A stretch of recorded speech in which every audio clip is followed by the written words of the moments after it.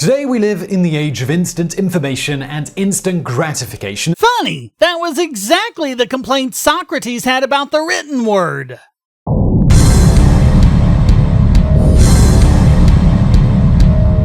For the longest time, humanity did just fine without it in their lives, and we could do so again. And we made it 500,000 years without the written word, too. However, at this point, maybe the internet's doing more harm than it is good for humanity, and maybe it'd just be better if it all went away. Yeah, really. You're just like Socrates.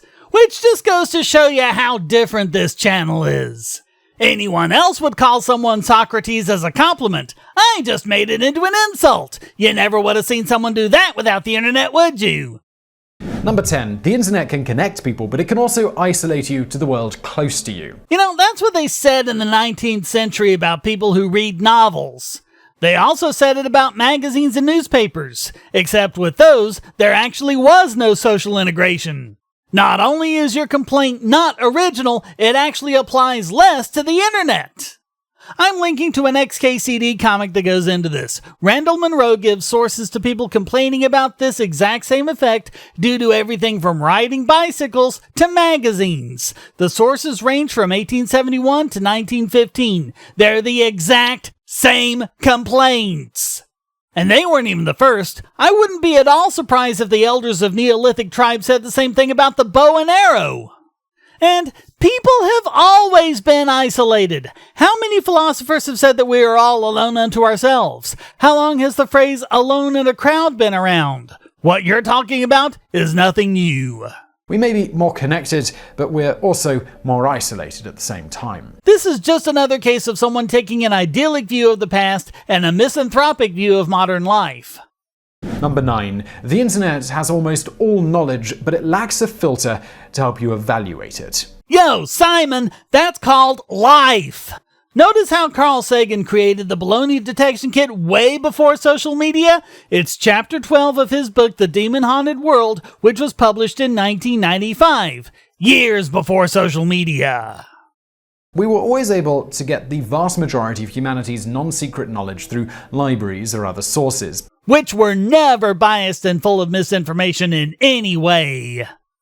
Now, through the internet, we can find thousands or even millions of results about the same thing, and there is no guarantee that they're going to agree on any given bit of information. Without the internet, it's harder to find the information that disproves them. Once again, you're only looking at half the phenomenon. When researching anything online, you have to be careful about who is and who is not a legitimate source. But as Sagan's book shows, that's always been the case. People were selling snake oil long before the internet. The only difference is, people in small western towns in the 19th century listening to these barkers couldn't just pull out their smartphones and see what other people thought about those claims. They only had access to one side of the story. We have access to both. This can be tricky because the internet has made us all think we're experts on everything when we really aren't. Again, wasn't the internet that did that. What do you think old wives' tales are?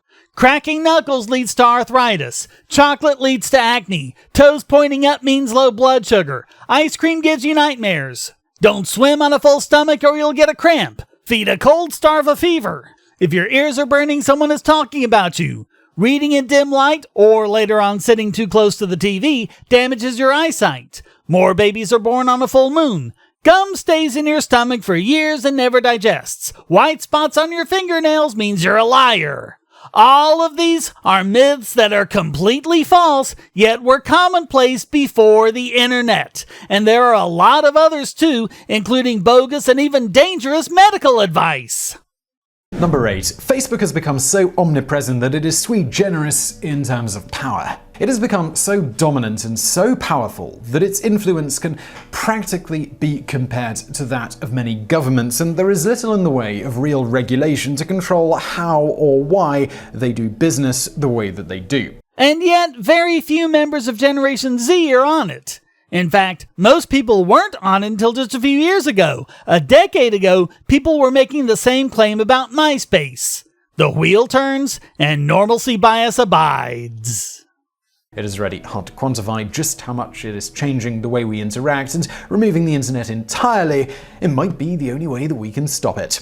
Except that removing the internet won't stop it, because people were doing these same things centuries before the internet. Number 7. No bad idea cannot be found with detailed instructions and advocates for its use. If you want instructions for how to 3D print a gun or make bombs or other dangerous items, you just get the anarchist cookbook before the internet. Besides, we have a right to keep and bear arms. We always have. Remember that our founders wanted citizens to be able to keep cannons. If it's illegal and you can think of it, you better believe that it's online. And probably shouldn't be illegal to begin with. The FBI and other international organizations are constantly looking for things like child pornography. And when they can't find it, they distribute it themselves to entrap people. This is one of those first resorts that people with nothing to back them up go to. The fact is, there is incredibly little trafficking in child porn on the dark web. Most dark web marketplaces ban them entirely. It's actually really hard to find. But since it's the one thing that cannot be justified, people like you have to pretend that it's everywhere. But it's like trying to remove all the water out of the ocean with a bucket. You mean like alcohol during the 1920s when there was no internet, but people still somehow figured out how to make moonshine and bathtub gin? Number 6. The internet has normalized all kinds of bizarre fetishes into the mainstream. Definition of fetish: something you're into that I'm not. The proliferation of pornography on the internet, as satirized by South Park, has often made it harder and harder for a lot of people to get off simply by watching, reading, or thinking about normal, vanilla sex. No. In fact, porn websites find that it's the normal vanilla sex that's still the most popular. What's interesting is that this is less true about more repressed societies, like modern-day Japan or Victorian England. Their porn tends to get a lot more, shall we say, interesting than the porn generally consumed in a freer society like the modern US. Regular sex is practically boring now to some people, and almost every piece of sexual media now has some kind of strange fetish or some special element to it to make it more interesting. Is it just me, or does anyone else suspect that when someone makes a claim like this, it just means it's true of them? Number 5. Child pornography has proliferated like never before. No, it hasn't. In the age of the internet, child porn has become a huge problem, and it isn't showing signs of stopping anytime soon. Well, it'll probably never stop, but like I said earlier, even dark web marketplaces seriously restrict it, and it's really just used by people who are trying to demonize something. But while it's not true that child porn is a bigger problem, it is true that there's better access to simulated child porn with adult actors or CGI or whatever. That's actually a good thing, because it's one of the reasons why there's less actual child porn being produced, and its availability also greatly reduces the likelihood that consumers of child porn will go on to actually abuse children. It's not a popular thing to say, and this video will probably demonetize simply for me saying it, but it's true nonetheless, so I'm gonna say it. And if you appreciate me taking this stance, please support this channel with a donation. Number 4. Bullying has been taken to an entirely new level in the modern age. Back in the day, if you wanted to bully someone, you at least had to have the courage to face them in person or maybe call their house, which required a little more nerve than a quick message on Facebook. Now people feel emboldened to simply be mean. There is a world of difference between being mean and bullying. As someone who was bullied constantly as a child while teachers and school administrators did nothing about it, I am sick of people claiming they've been bullied because someone said something mean to them or misgendered them or whatever. No one can harm you over the internet unless you let them. Of course, there are real forms of online bullying such as doxing or swatting, but that's not what he's talking about. The truth is that as long as the internet exists, at least as an unregulated entity, it is going to be a hotbed for bullying, whether it's just an individual or an entire group ganging up on other kids, and it's going to be very hard to stop. This is just an outright lie. Every time someone posts a case of them being bullied online, when you check it out, there are always just 1 or 2 people being mean and scores of people piling onto them for it. The so-called victim in this case gets many more people defending him than actual victims of bullies ever do in real life. Some would say they should just go offline, but with the youth of today, that pretty much involves social isolation. Wait, I thought you were saying social media causes isolation. Make up your mind.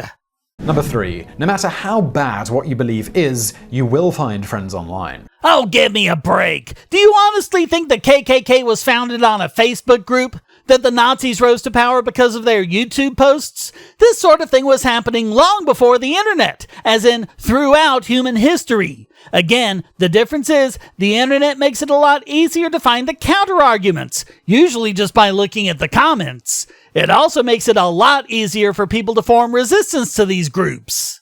But the trend today among lefties is to way overstate the political and social power enjoyed by Nazis or white supremacists, which isn't much. In fact, it's lower than racist groups have enjoyed throughout any other point in history. It's a really weird effect. With racism, with gun violence, with child porn, with all sorts of things, it seems like the more these problems are solved, the more people you have insisting that they're bigger problems than ever. Before the dawn of the internet, if you had really awful ideas such as racism, it would be really hard to find that many people who agreed with you. Seriously? Do you not know any history, Simon? Racism was pretty much the norm until World War II. Even the great liberal progressive academics were almost all eugenicists before World War II. Racism being a bad thing is a new idea, and it's an idea that came along with the concepts of individual liberty and the free market. However, with the help of the internet, you can find people who will agree with any bad idea that you have. You could believe that young boys should be able to consent to sex like NAMBLA, which existed way before the internet and is pretty much non-existent today. In the last 25 years, their membership has gone from over 1,000 to less than a dozen. This allows bad ideas that were on the fringe and dying out to see a sudden resurgence in popularity. Well, you haven't given any actual examples of things that have seen a resurgence. It's amazing how with things like the KKK and child molesters, these things are being used as big points to make because most people are against them. Here's an example of something that used to be a fringe idea, widely seen as bad, but that's gotten a big resurgence in popularity thanks to the internet: marijuana legalization. Another example is gay marriage. What do you think about those things, Simon? And where would we be on those issues without the internet to galvanize people towards them? People who thought they were on the fringe, but who, it turns out, have a lot of people who agree with them. An entirely new generation with some of the old bad ideas and behaviors that we once thought we'd eliminated. Wait, when did we think we had eliminated racism and child porn? Number 2. It is no longer a bastion of free communication, and its usefulness is ending quickly. Net neutrality has officially ended in the USA. Yeah, well over a year ago, and the number of horrible things people predicted would result from it that actually came true? 0. Despite efforts to curtail the inevitable, the telecoms are winning the battle and their money is winning the day. Funny, but the only people I see trying to control what people say on the internet are people who are largely in favor of net neutrality, who are now calling for government to regulate social media and for the destruction of Section 230 protections. Funny how that works out. Also funny how none of them seem to be against the government-sponsored monopoly power given to the telecoms in the first place. In fact, net neutrality really meant regulating the internet under Title II, which is what gave AT&T a monopoly for 40 years. No, we can't be against that. It's all about the big bad free market. However, after all that spending, all they really may end up doing is killing the internet once and for all. Well, according to you, that would be a good thing. So what are you complaining about? The truth is that free enterprise and fairness and the ability of anyone to do anything on the internet is exactly what you're arguing against. Number 1. It has almost become too big to fail, and the consequences could be dire. Wait, you just said the telecoms are going to kill the internet. Now you're saying the internet is too big to fail?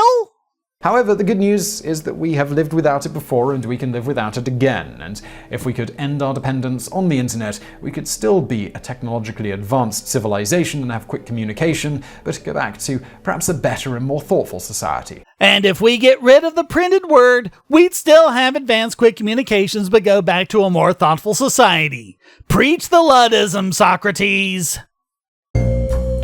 Hey, thanks for watching. Please hit like and subscribe and keep these videos coming by donating, becoming a subscriber and getting special benefits, or even for free with airtime. And check out all the great content here, like this video selected just for you.